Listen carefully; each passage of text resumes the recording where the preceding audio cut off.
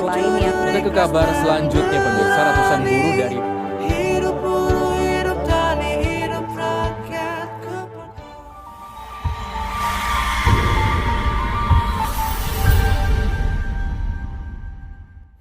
Oke, Romo Bella, selamat siang. Ada beberapa pertanyaan terkait yang berita yang sedang hangat, yaitu UMK.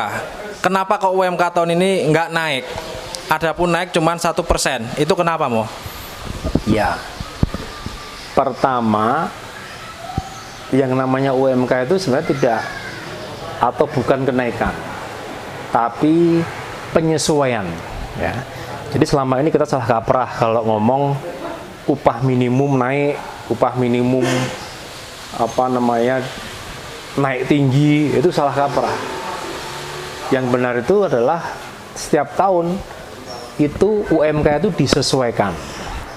Biasanya disesuaikan itu sebelum PP ini itu ada PP 78 ya.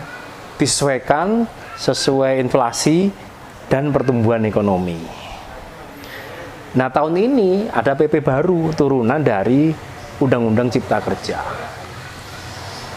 Inilah membuat UMK-nya tidak naik. Biasanya yang bupati, gubernur tuh pakai PP 78, nah tahun ini pakai PP itu. Terus bagaimana, Mo?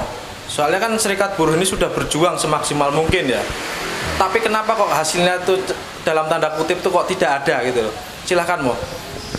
Nah, kalau kita mengacu tahun 2012 itu ada Mogok Nasional.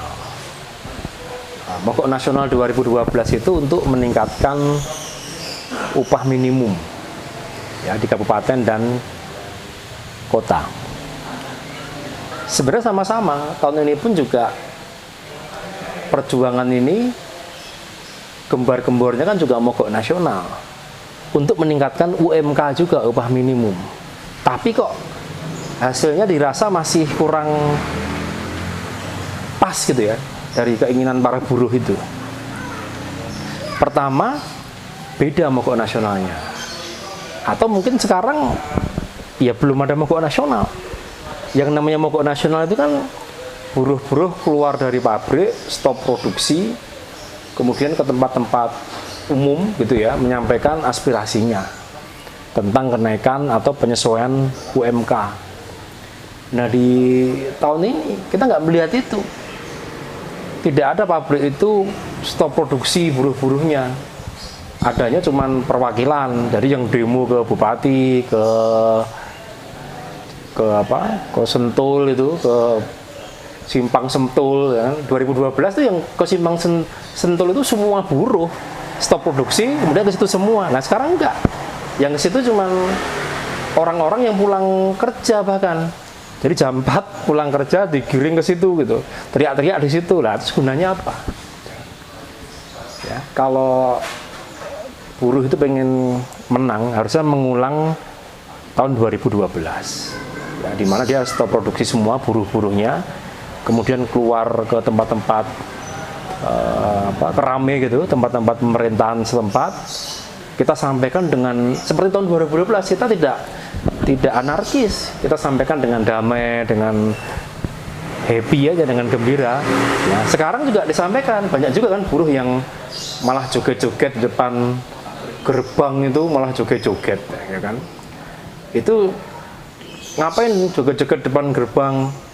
Supaya nggak di sweeping ya kan. Udah perwakilan, ngirim perwakilan aja nggak mau ya kan, nggak mau di sweeping malah joget-joget depan gerbang. Nah, ini memang semua buruh ini lagi akal-akalan, antara buruh di PTA, PTB ini saling akal-akalan, saling menunggu gitu kan. Nah,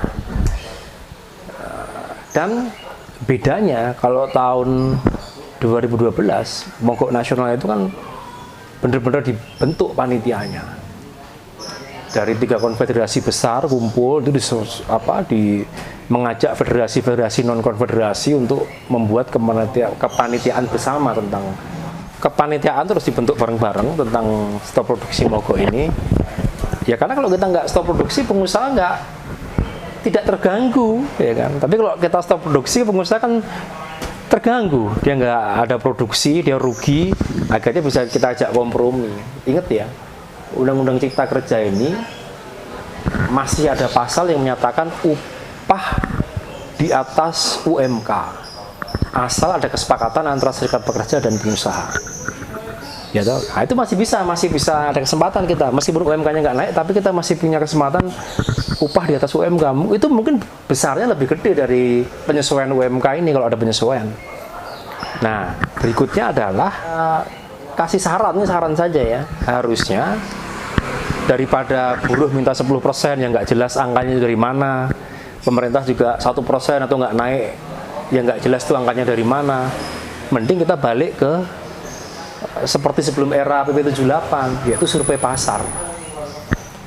Survei pasar itu kan udah pernah kan, nanti hasilnya apakah di atas atau di bawah UMK.